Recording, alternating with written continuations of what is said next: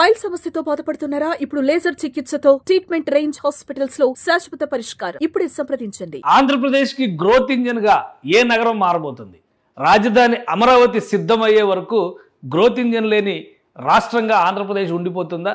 కేవలం విశాఖ పైనే ఆధారపడేటువంటి అవకాశాలు ఉంటాయా? వీటన్నిటికీ ఒక సమాధానం శ్రీ సిటీ. శ్రీ సిటీని ప్రత్యేకంగా అభివృద్ధి చేసేటువంటి ప్రణాళికని అమలు చేయడం, అలానే రాష్ట్ర ప్రభుత్వం తీసుకున్నటువంటి కొత్త ఇండస్ట్రియల్ పాలసీ శ్రీ సిటీకి అద్భుతమైనటువంటి ప్రయోజనాలు తీసుకొస్తున్న పరిస్థితి కనిపిస్తుంది. పెద్ద ఎత్తున పెట్టుబడులు రావడం, భారీ పరిశ్రమలు శ్రీ సిటీలో అడుగు పెట్టడం రాష్ట్రానికి నెక్స్ట్ లెవెల్ గ్రోత్ ఇంజిన్గా, ఫైనాన్షియల్ హబ్గా శ్రీ సిటీ మారబోతుందనేటువంటి సంకేతాలు చాలా స్పష్టంగా వస్తున్నాయి. అది ఎలా అనే అంశాన్ని ఒకసారి విశ్లేషిద్దాం. చాలా జాగ్రత్తగా ఈ విషయాలను గమనించాలి. ఎందుకంటే పాలసీస్ పరంగా చూసినప్పుడు పైకి చెప్పేది ఒకటి ఉంటుంది, అమలు చేసేటువంటి క్రమంలో జరిగేది మరొక రకంగా ఉంటుంది. సో ఈ రెండింటిని కంపేర్ చేసేటువంటి ఒక ప్రయత్నం మనం చేద్దాం. శ్రీ సిటీ భారతదేశంలోనే అతిపెద్ద ఎలక్ట్రానిక్స్ మ్యానుఫ్యాక్చరింగ్ హబ్గా మారబోతుందనే సంకేతాలు చాలా స్పష్టంగా కనిపిస్తుంది. రాష్ట్రంలో కూటమి ప్రభుత్వం ఏర్పడిన తర్వాత వచ్చినటువంటి మార్పులు, కొత్త ఇండస్ట్రియల్ పాలసీ, ప్రధానంగా కొత్త ఇండస్ట్రియల్ పాలసీ అతిపెద్ద ప్రభావం చూపిందనేటువంటి సంకేతాలు వస్తున్నాయి. అదే క్రమంలో శ్రీ సిటీలో వరుసగా మ్యానుఫ్యాక్చరింగ్ యూనిట్స్ నంబర్ కూడా పెరుగుతున్నటువంటి సంకేతాలు స్పష్టంగా కనిపిస్తున్నాయి. ఈ మధ్యకాలంలో చూస్తే carrier global company, LG electronics, అలానే ఇతర అగ్ర బ్రాండ్లు శ్రీ సిటీలో విస్తరణ లేదంటే కొత్తగా అడుగు పెట్టడం అనేటువంటి సంకేతాలు స్పష్టంగా కనిపించినాయి. ఈ 9 నెలల కాలంలో చూస్తేనే దాదాపు 9,700 కోట్ల రూపాయల పెట్టుబడులు శ్రీ సిటీలో అడుగు పెడుతున్నాయి. ఎందుకంటే ఆయా సంస్థలు ఒప్పందాలు చేసుకుని, రాష్ట్ర ప్రభుత్వంతో ఒప్పందాలు చేసుకుని శ్రీ సిటీలో దీనికి సంబంధించినటువంటి కార్యాచరణను కూడా ప్రారంభించినాయి. కొన్ని ప్రారంభోత్సవాల దిశగా కూడా నడుస్తున్నటువంటి పరిస్థితి. ఎందుకంటే ఆల్రెడీ ఉన్నటువంటి ప్లాంట్లను విస్తరిస్తున్నారు కాబట్టి అలాంటి కంపెనీలు ఏమేమి ఉన్నాయి, శ్రీ సిటీకి ఉన్నటువంటి ప్రత్యేకతలు ఏంటి? ఇప్పుడే కాదు, శ్రీ సిటీ దాదాపు ఒక 14-15 ఏళ్లుగా సర్వీసెస్ అందిస్తున్నటువంటి ఒక మ్యానుఫ్యాక్చరింగ్ క్లస్టర్ కింద మనం చూడాల్సి ఉంటుంది. అనేక సంస్థలు ఉన్నాయి, దాదాపు 140 కంపెనీలు ఇక్కడ సర్వీసెస్ అందిస్తున్నటువంటి పరిస్థితి. కేవలం జపాన్కి చెందిన కంపెనీలే 30కి పైగా ఉన్నాయి. ఇటీవల కాలంలో జపాన్ టీం మొత్తం కూడా ముఖ్యమంత్రి చంద్రబాబు నాయుడుతో భేటీ కూడా అయ్యాయి. అలానే మ్యానుఫ్యాక్చరింగ్ రంగంలో కీలకమైనటువంటి, ఫుడ్ ప్రాసెసింగ్ రంగంలో కీలకమైనటువంటి సంస్థలు కూడా ఇక్కడ ఉన్నాయి. టాటా సంస్థ దగ్గర నుంచి కెలాగ్స్ వంటి సంస్థలు కూడా మ్యానుఫ్యాక్చరింగ్ యూనిట్స్ని శ్రీ సిటీలో రన్ చేస్తున్నాయి. ఇప్పుడు కొత్తగా ఎలక్ట్రానిక్స్ రంగంలో శ్రీ సిటీ ఒక విప్లవంగా మారబోతుంది. సైలెంట్గా రెవల్యూషనరీ అవుతున్నటువంటి రీతిలో పెట్టుబడులు వరుసగా శ్రీ సిటీకి వస్తున్నాయి. దానికి కారణాలు ఈ మధ్యకాలంలో వచ్చినటువంటి పెట్టుబడులను కూడా ఒకసారి మనం విశ్లేషించేటువంటి ప్రయత్నం చేద్దాం. మొత్తంగా 9,700 కోట్ల రూపాయల పెట్టుబడులు వచ్చినాయి. ఈ డిసెంబర్ 2024లో జరిగినటువంటి వ్యూహాత్మక విస్తరణను మనం ఒకసారి విశ్లేషించి చూస్తే ఈపాక్ డ్యూరబుల్ ఆంధ్రప్రదేశ్లో శ్రీ సిటీలో 191 కోట్ల రూపాయలతో కొత్త ప్లాంట్ ఏర్పాటు చేయబోతోంది. దీనికి సంబంధించినటువంటి ఒప్పందం డిసెంబర్ 2024 జరిగింది. అలానే బ్లూ స్టార్ లిమిటెడ్ 2025-26 ఆర్థిక సంవత్సరం నాటికి తయారీ సామర్థ్యాన్ని 1.8 మిలియన్ల ఎయిర్ కండిషన్స్, అంటే కస్టమర్ ఎయిర్ కండిషన్స్, ఇంట్లో ఉపయోగించేటువంటి ఎయిర్ కండిషన్స్ని ఉత్పత్తి చేసే స్థాయికి ఇది వెళ్ళాలనేటువంటి ఆలోచన చేస్తుంది. ఈ విస్తరణలో భాగంగా శ్రీ సిటీలో ఉన్నటువంటి ప్లాంట్ 3వ దశని 200 కోట్ల పెట్టుబడితో విస్తరించబోతుంది. అంటే ఈ సంవత్సరాంతానికి 1.2 మిలియన్ యూనిట్ల ఉత్పత్తి లక్ష్యంగా శ్రీ సిటీలో ఇది తన కార్యాచరణని అమలు చేసేటువంటి ప్రయత్నం, బ్లూ స్టార్ కంపెనీ తన కార్యాచరణని అమలు చేసేటువంటి ప్రయత్నం చేస్తుంది. అలాగే 2028 నాటికి బ్లూ స్టార్ పూర్తి స్థాయి ప్లాంట్ని అక్కడ విస్తరించేటువంటి ప్రణాళికను కూడా సిద్ధం చేసుకుంది. ఇక డైకిన్ ఇండస్ట్రీస్, ఇది కూడా ఏసీల మ్యానుఫ్యాక్చరింగ్ కంపెనీ, శ్రీ సిటీలో కొత్త ఏసీ మ్యానుఫ్యాక్చరింగ్ కంపెనీ యూనిట్ని ప్రారంభిస్తుంది. 75 ఎకరాల్లో దీన్ని డెవలప్ చేస్తున్నారు. దేశంలోనే 3వ అతిపెద్ద యూనిట్గా ఇది మారబోతుంది. ఇవన్నీ కూడా ఇటీవల కాలంలో వచ్చినవి, పనులు జరుగుతున్నవి. అంటే శ్రీ సిటీలోకి పెట్టుబడులు తీసుకొస్తున్నటువంటి అంశాలుగా మనం వీటిని చూడాల్సి ఉంటుంది. అలానే మరికొన్ని కంపెనీలు ఇదే జాబితాలో కనిపిస్తున్నాయి. క్యారియర్ గ్లోబల్ కూడా ఇటీవల రాష్ట్ర ప్రభుత్వంతో ఒప్పందం చేసుకుంది. వచ్చే 5 సంవత్సరాల్లో 1000 కోట్ల రూపాయల పెట్టుబడులు పెట్టేందుకు క్యారియర్ గ్లోబల్ సంస్థ రెడీ అవుతుంది. దక్షిణ భారతదేశంలో ఫస్ట్ ప్లాంట్ ఇది శ్రీ సిటీలోనే ఏర్పాటు చేయబోతుంది క్యారియర్. ఎందుకంటే క్యారియర్ కానీ, డైకిన్ కానీ ఇవన్నీ కంప్లీట్గా ఏసీ మ్యానుఫ్యాక్చరింగ్, అది కూడా రెసిడెన్షియల్ పర్పస్. బ్లూ స్టార్ కానీ ఇవన్నీ కూడా ఇక్కడ ప్లాంట్లు పెడుతున్నాయంటే అక్కడ ఉన్నటువంటి ఎకో సిస్టమ్ ఇన్ఫ్రాస్ట్రక్చర్ మొత్తం కూడా దీనికి అనువుగా ఉందనేటువంటి సంకేతాలు రాష్ట్ర ప్రభుత్వం తీసుకున్నటువంటి పాలసీలు కూడా దీనికి అడిషనల్ అడ్వాంటేజ్ అయ్యేటువంటి అవకాశం ఉంటుంది. ఎందుకు ఈ కంపెనీలన్నీ తరలిపోతున్నాయి అనేటువంటి విషయానికి ఇక్కడ సమాధానం కనుక్కునే ప్రయత్నం చేద్దాం. ఆంధ్రప్రదేశ్ ప్రభుత్వం మూలధన పెట్టుబడి సబ్సిడీ అనేటువంటి విధానాన్ని తీసుకుంది. ఈ పెట్టుబడి సబ్సిడీని ప్రకటించిన తర్వాత ఎస్టాబ్లిష్మెంట్ సమయంలో పెట్టేటువంటి మొదటి విడత ఇన్వెస్ట్మెంట్స్లో కొంత వెసులుబాటు దక్కుతోంది అనేటువంటి అభిప్రాయం అనేక సంస్థలకు కలిగింది. కాబట్టి ఆంధ్రప్రదేశ్ పైన ఫోకస్ పెట్టింది. ప్రారంభ ప్రాజెక్టు ఖర్చులను తగ్గించడానికి ఏపీ ప్రభుత్వం తన ప్రత్యక్ష మూలధన రాయితీలను ప్రత్యేకంగా ప్రకటించింది. ఇది పాలసీలో ప్రకటించింది. 2024 ఎన్నికల తర్వాత ఏర్పడినటువంటి కూటమి ప్రభుత్వం కొత్తగా ప్రకటించినటువంటి పాలసీలో ప్రతి రంగానికి ఒక పాలసీని అనౌన్స్ చేశారు. అలానే ఇండస్ట్రియల్ సెక్టార్లో అనౌన్స్ చేసినటువంటి పాలసీలో ఈ రాయితీల ప్రస్తావనని రాష్ట్ర ప్రభుత్వం ఇచ్చింది. ఇక క్యారియర్ గ్లోబల్ 1000 కోట్ల శ్రేణిలోకి వస్తుంది కాబట్టి ఇది మెగా ప్రాజెక్టుగా నిలుస్తుంది. ఎందుకంటే ఈ ప్రాజెక్టుల్ని 4-5 రకాలుగా వర్గీకరించింది ఆంధ్రప్రదేశ్ ప్రభుత్వం. 10 కోట్ల రూపాయల లోపు ఉండేటువంటి ప్రాజెక్టులు కూడా ఒక లెక్కలోకి తీసుకుంది. అది మైక్రో, మినీ, అలానే మీడియం, మెగా, అల్ట్రా మెగా ఇట్లా దశల వారీగా ఒక విభజన చేసుకుంది. అందులో చూస్తే 1000 కోట్ల శ్రేణిలోకి వచ్చేవి మెగా ప్రాజెక్టులుగా ఉంటాయి. ఎల్జీ ఎలక్ట్రానిక్స్ 5,000 కోట్ల రూపాయలు పెట్టుబడి పెడుతుంది. అంటే అల్ట్రా మెగా ప్రాజెక్టు కాబోతుంది ఇది.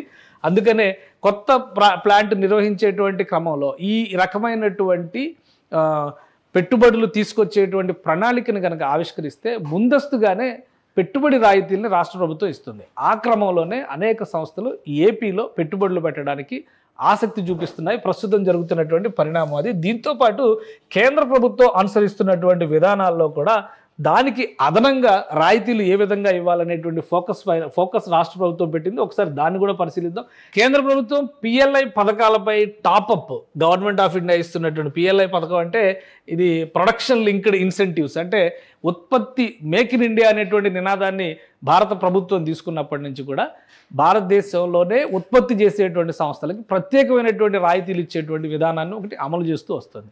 దాన్ని అడిషనల్ అడ్వాంటేజ్గా తీసుకుని అదనపు రాయితీలు ఇవ్వాలనేటువంటి ప్రణాళికని ఆంధ్రప్రదేశ్ ప్రభుత్వం అమలు చేస్తుంది. ఈ పిఎల్ఐ కింద ఎలక్ట్రానిక్స్ తయారీ, ఎయిర్ కండిషనర్ తయారీ, సోలార్ ప్యానల్స్ తయారీ ఇట్లాంటివన్నీ కూడా వస్తాయి. ఈ ప్రాజెక్టులకి ఆమోదించి ఇప్పటికే కనుక ఆమోదం పొందినటువంటి ప్రాజెక్ట్ అయితే కేంద్రం చేసినటువంటి ప్రోత్సాహక మొత్తంలో ఏపీ అదనంగా 10% రాయితీ ఇస్తుంది. అంటే అదనంగా మరొక 10% ఆంధ్రప్రదేశ్ ప్రభుత్వం ఇచ్చేటువంటి రాయితీ ఉంటుంది.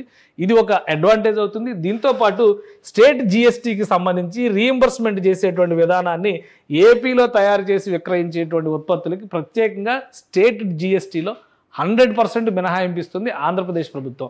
అలా 5 సంవత్సరాల పాటు ఈ మినహాయింపుని కొనసాగించాలనేటువంటి నిర్ణయం తీసుకుంది. ఎందుకంటే కూటమి ప్రభుత్వం 2024లో ఏర్పడింది. 2029 వరకు ఆ ప్రభుత్వమే కొనసాగుతుంది. కాబట్టి 2029 వరకు స్టేట్ జిఎస్టీని ఈ ఉత్పత్తి చేసేటువంటి సంస్థలకు సంబంధించి రాయితీ ఇవ్వాలనేటువంటి నిర్ణయం తీసుకుంది. దీనివల్ల కంపెనీకి ఈ అమౌంట్ వెనక్కి తిరిగి వచ్చేటువంటి అవకాశం ఉంటుంది. కాబట్టి ప్రత్యక్ష నిర్వహణ ఖర్చు కలిసి వస్తుందనేటువంటి అభిప్రాయం ఆయా సంస్థలకి కలుగుతోంది.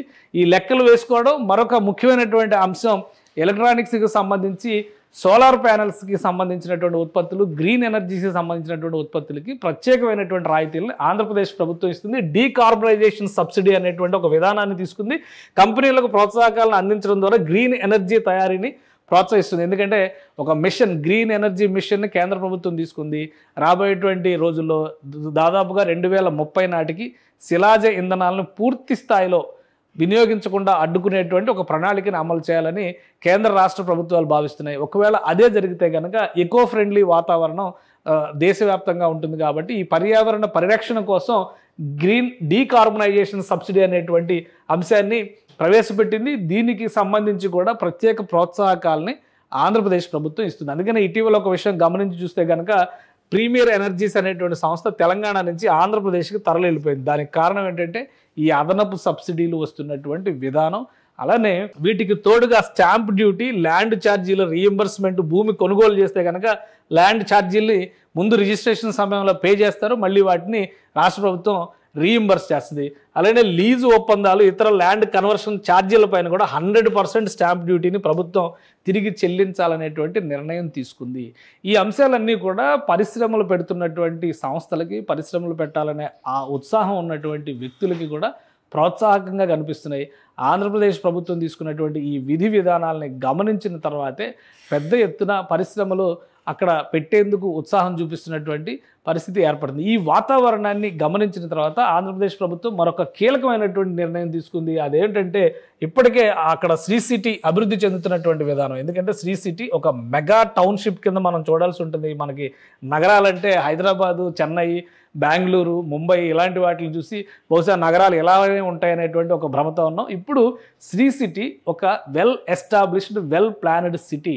మల్టీనేషనల్ కంపెనీస్కి సంబంధించి కాస్మో కల్చర్ ఉన్నటువంటి వాతావరణంగా మనం చూడాల్సి ఉంటుంది. అక్కడ విద్యా సంస్థల దగ్గర నుంచి నివాసయోగ్యమైనటువంటి అవసరాలు తీర్చేటువంటి వ్యవస్థల నుంచి పారిశ్రామిక అవసరాలకు కావాల్సినటువంటి ప్రణాళికల వరకు అన్నిటినీ కూడా సమగ్రంగా రూపకల్పన చేసింది ఆంధ్రప్రదేశ్ ప్రభుత్వం. గత 15 ఏళ్లుగా దీన్ని బలోపేతం చేసుకుంటూ ముందుకు సాగుతున్నటువంటి పరిస్థితి. అధికారంలోకి వచ్చిన వెంటనే కూటమి ప్రభుత్వం దీనిపైన మరింత ప్రత్యేక ఫోకస్ పెట్టింది. దీనికి అనుగుణంగానే శ్రీ సిటీలో పెరుగుతున్నటువంటి అవసరాలను దృష్టిలో పెట్టుకొని రాష్ట్ర ప్రభుత్వం మరొక కీలకమైనటువంటి నిర్ణయం తీసుకుంది. శ్రీ సిటీకి అదనంగా 2500 ఎకరాల భూముల్ని కేటాయించాలని నిర్ణయించింది. ఈ నిర్ణయాన్ని అమలు చేయడానికి కూడా ఎక్కడెక్కడ ల్యాండ్ అవైలబిలిటీ ఉందో క్లియర్గా దానికి సంబంధించినటువంటి జాబితాను కూడా రాష్ట్ర ప్రభుత్వం సిద్ధం చేసింది. సత్యవేడు మండలంలోకి వచ్చేటువంటి ఈ ప్రాంతం ఇది.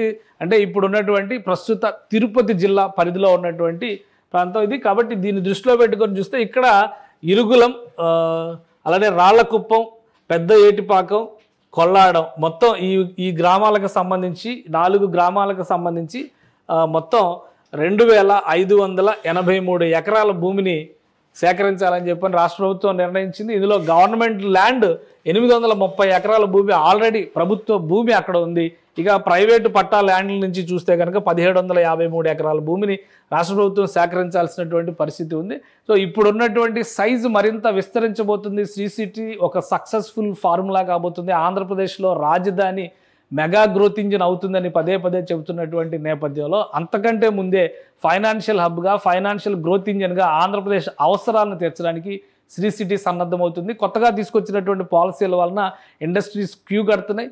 దీనికి సమాంతరంగా క్రిస్ సిటీ అనేటువంటి మరొక నగరాన్ని ప్రణాళికబద్ధంగా ఇండస్ట్రియల్ కారిడార్ మార్గంలో, అంటే నేషనల్ హైవే 16 పరిధిలో వచ్చేటువంటి మార్గంలోనే రాష్ట్ర ప్రభుత్వం డెవలప్ చేసేటువంటి ప్రణాళిక. అది వైజాగ్, చెన్నై కారిడార్లో వచ్చేటువంటి మార్గం కాబట్టి ప్రత్యేకంగా నెల్లూరు జిల్లా పరిధిలో డెవలప్ చేసేటువంటి ప్రణాళికని అమలు చేస్తుంది. మరోవైపు నాయుడుపేట దగ్గర ఏర్పాటు చేసినటువంటి ప్రత్యేక సెజల్ని అభివృద్ధి చేస్తుంది. వీటితో పాటు ఈ ఇండస్ట్రియల్ కారిడార్లకు సంబంధించినటువంటి ప్రణాళికల్ని 5 క్లస్టర్లుగా రాష్ట్రాన్ని విభజించడం ద్వారా 5 క్లస్టర్లుగా ఆయా ప్రాంతాల్లో ఉండేటువంటి అవసరాలు, అవకాశాలు, వనరులను దృష్టిలో పెట్టుకుని ప్రణాళికాబద్ధమైనటువంటి అభివృద్ధికి రాష్ట్ర ప్రభుత్వం బీజం వేసేటువంటి ప్రయత్నం చేస్తుంది. అయితే వీటన్నిటికంటే మోస్ట్ ప్రోగ్రెసివ్ స్టేట్లో ఉన్నది ఇప్పుడు శ్రీ సిటీ మాత్రమే.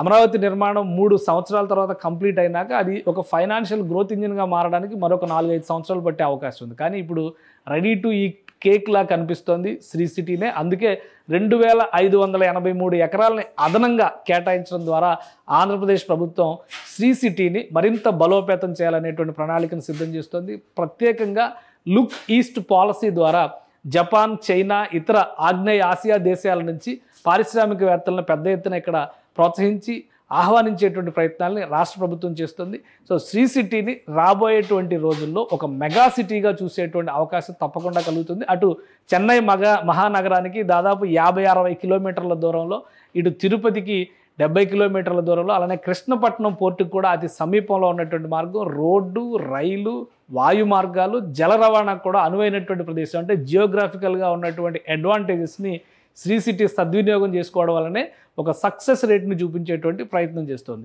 రాబోయే రోజుల్లో మరిన్ని పరిశ్రమల్ని శ్రీ సిటీలో ఏర్పాటు చేయడానికి కావాల్సినటువంటి ప్రణాళికని రాష్ట్ర ప్రభుత్వం ఇప్పటికే సిద్ధం చేసుకుంది. ఈ క్రమంలోనే వివిధ దేశాల రాయబారులతో వరుస భేటీలు, సంప్రదింపులు కూడా జరుగుతున్నట్టు సమాచారం. సుమన్ టీవీలో మీ పర్సనల్ అండ్ బిజినెస్ ప్రమోషన్స్ కోసం కింది నెంబర్కి కాంటాక్ట్ చేయండి.